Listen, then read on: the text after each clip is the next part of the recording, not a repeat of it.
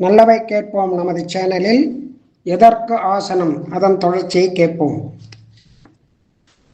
சக்கரவர்த்தி திருமகனான ராமபிரானுக்கு குறித்த நேரத்தில் பட்டாபிஷேகம் நடக்காமல் நின்று போனது. அதனால் ராமபிரான் கானகம் செல்ல வேண்டும் என்பதான ஒரு சூழ்நிலை ஏற்பட்டதால் தன்னுடைய தாயாரான கௌசல்யாதேவியினிடத்திலே சொல்லிவிட்டு செல்லலாம் என்று வருகிறார். அப்பொழுது கௌசல்யாதேவி ஒரு ஆசனத்தை போட்டு அதில் அமரு என்று சொல்ல, எனக்கு ஆசனம் வேண்டாம், இனிமேல் நான் தர்பாசனம்தான், அதில் தான் உட்கார வேண்டிய காலம் வந்துள்ளது, அதனால் எனக்கு இந்த ஆசனம் வேண்டாம் என்று கூறுகிறான். இதை வால்மீகி பகவான் விஷ்டராசன யோக்யோமாம் காலோயம் சமுபாகதா அப்படின்னு சொல்றார். அடுத்தது கானகத்தில், அதாவது வனவாசம் பண்ணும் பொழுது சீதா பிராட்டியை அபகரிக்க வேண்டும் என்று ராவணன் சந்நியாசி வேடம் போட்டுக்கொண்டு வருகிறான். அந்த சந்நியாசி வேடத்தில் வந்ததான ராவணனை பார்த்ததும் சீதா பிராட்டி ஒரு ஆசனத்தை இட்டு அதில் அமரும்படி கூறுகிறாள். உபநீய ஆசனம் பூர்வம் பாத்யேன அபிநிமந்திரச்ச அப்படின்னு அந்த தீர்த்தத்தை கொண்டு வந்து கொடுக்குறா. இப்படி ஒரு உபச்சாரத்தை பண்ணுகிறார். இதையும் வால்மீகி பகவான் கூறுகிறார். எம்பெருமான் ஆசனத்தில் உட்கார்ந்ததுமே அவனுடைய வழக்கையில் பரிசுத்தமான தீர்த்தத்தினால ஒரு அர்க்கியத்தை சமர்ப்பிக்கணும் அப்படிங்கிறது ஆராதன கிரமத்தில் சொல்லியிருக்கு. அது மாதிரி பகவானுக்கு ஒரு ஆராதனை பண்ணும்போது அர்க்கியம் சமர்ப்பயாமி அப்படின்னு சொல்கிறோம். அப்புறம் அதிதிகள், விருந்தாளிகள் வரும்பொழுது அவர்களுக்கு நம்முடைய சக்திக்கு தகுந்தாவாறு ஸ்வர்ண பாத்திரத்திலையோ வெள்ளி பாத்திரத்திலையோ இல்லை வேற பாத்திரங்கள்லையோ மண் பாத்திரங்கள்லையோ அந்த தண்ணீரை ஜலத்தை எடுத்துன்னு வந்து அவளுக்கு கையில் கொடுக்கணும், கையில் சேர்க்கணும், அர்க்கியம் அப்படின்னு சேர்க்கணும். இதெல்லாம் உபச்சாரங்கள். வரதந்துன்னு ஒரு முனிவர், அவருடைய சிஷ்யர் கௌத்சர், அவர் 14 வித்தைகளை கற்றார் தன்னுடைய குருவினிடத்துல. அதனால குரு தட்சணை ஏதாவது பண்ணணும் அப்படின்னு ஆசைப்படுறார். அதை குருவினிடத்துல போய் சொல்றார், இந்த மாதிரி குரு தட்சணை பண்ணணும் நான் ஆசைப்படுறேன் அப்படின்னு. ஆனால் குருவுக்கு இந்த சிஷ்யனுடைய வறுமை நன்னா தெரியும், எந்த விதமான வசதியும் இல்லாதவன் இவனால் கொடுக்க முடியாது. அதனால குரு என்ன சொல்றார், நீ குரு தட்சணையெல்லாம் ஒன்றும் கொடுக்க வேண்டாம் அப்படின்னு சொல்றார்.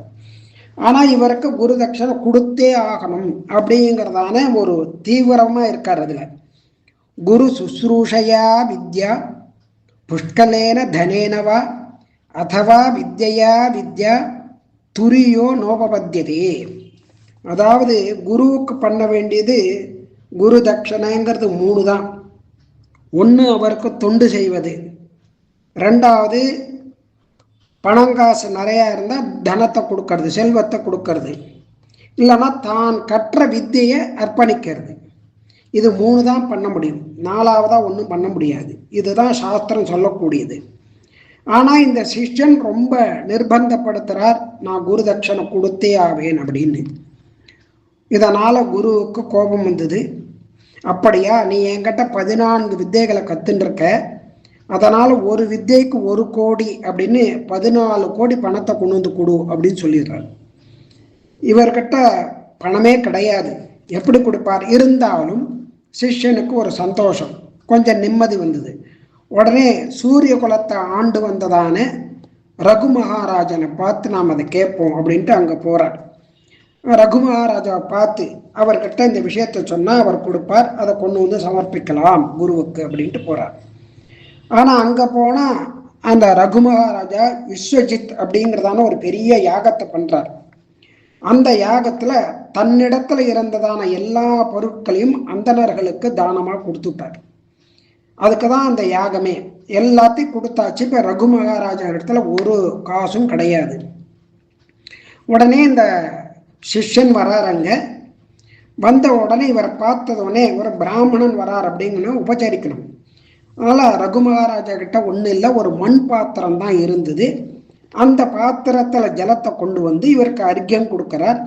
அப்புறம் ஒரு ஆசனத்தை போட்டு அமரும்படியாக உபச்சாரம் பண்றாரு. சகா மிருண்மயே வீதஹரண்மயத்வாத்து பாத்திரே நிதாய அர்க்கியம் அனர்கசீலகா அப்படின்னு இந்த மாதிரி இந்த உபச்சரித்தல் அப்படிங்கிறது சாஸ்திரத்தை சொல்றது. தசரத மகாராஜா ஒரு மந்திராலோசனை பண்ணிட்டு இருக்கார். தன்னுடைய மந்திரிகளெல்லாம் ஒரு அழைத்து அவங்க ஒரு கூட்டம், ஆலோசனை கூட்டம், அதை மந்திராலோசனம்னு பேர், அதை பண்ணிட்டு இருக்கார். அந்த சமயம் விஸ்வாமித்திர மகரிஷி அங்கே வரார்.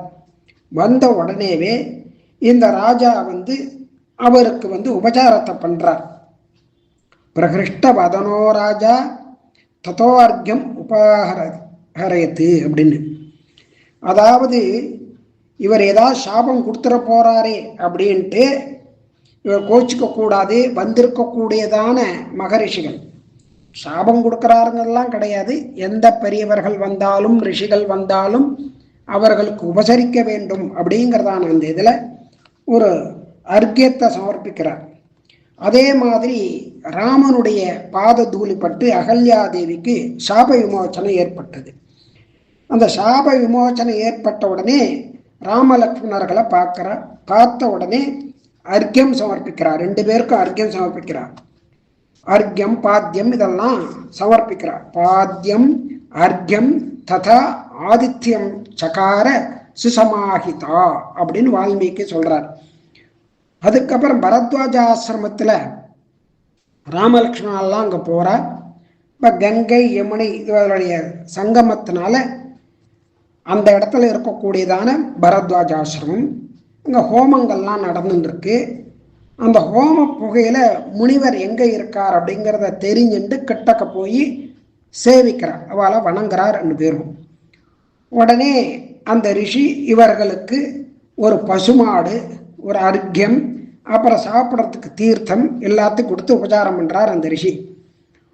உபானயத தர்மாத்மா காம் அர்க்கியம் உதகம் ததா இப்படி எல்லாத்தையும் கொடுக்குறார்.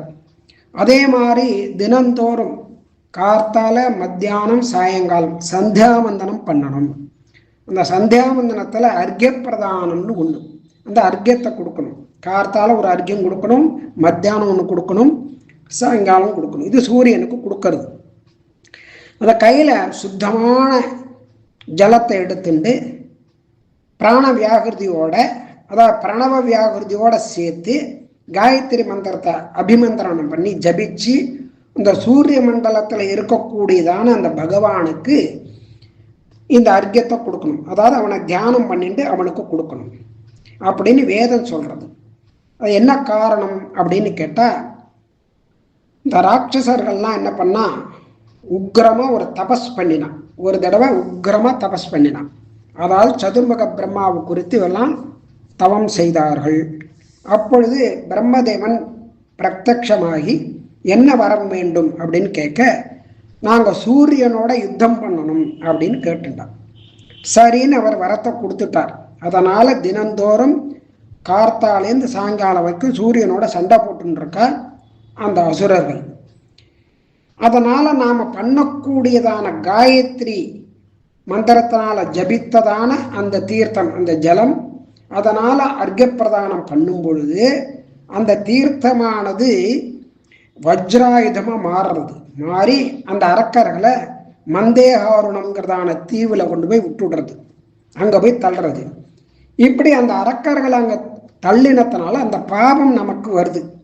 அந்த பாபத்தை போக்குறதுக்கு அசௌ ஆதித்யோ பிரம்மா அப்படின்னு பார்த்து இந்த சூரியனை பார்த்து, அதாவது நம்ம ஒரு ஆத்ம பிரதட்சணம் பண்ணி சூரியனை பார்த்து கை கூப்பணும். அதுல பெருமாள் இருக்கார் அந்தர்யாமியா. இப்படி 3 வேலைகளும் பண்ணணும். அப்படி அந்த கை கூப்பறதுனால அந்த பாபங்கள்லாம் நமக்கு ஒட்டாது, வராது, போயிடும். இப்படி பகவான் இதெல்லாம் படைச்சிருக்கான். உபச்சாரம் பண்றது, ஆசனம் சமர்ப்பிக்கிறதுங்கிறது ரொம்ப முக்கியமான ஒன்று. அது பிராமணர்களுக்கு ஆசனம் சமர்ப்பிக்கணும் அப்படின்னு சொல்றது. அதுவும் வேதாத்தியனம் பண்ணவர்கள், சாஸ்திராத்தியனம் பண்ணவர்கள், ஜபஹோமாதிகள் பண்ணக்கூடியவர்கள், அனுஷ்டானங்கள் பண்ணக்கூடியவர்களுக்கு அவர்கள் வந்தால் ஆசனம் கண்டிப்பாக சமர்ப்பிக்கணும். தரையில் உட்கார வைக்கக்கூடாது. அப்படி தரையில் உட்காத்தி வச்சா நமக்கு தரித்திரம் வரும், லக்ஷ்மி கடாட்சம் போயிடும். அதனால் இப்படி உபச்சரிக்கணும் அப்படிங்கிறத சாஸ்திரங்கள் ராமாயணம் மகாபாரதம் வேதமே சொல்றது. இப்படி எல்லா இடத்திலும் காண்பிக்கப்பட்டுள்ளது. மற்றவை நாளை கேட்போம்.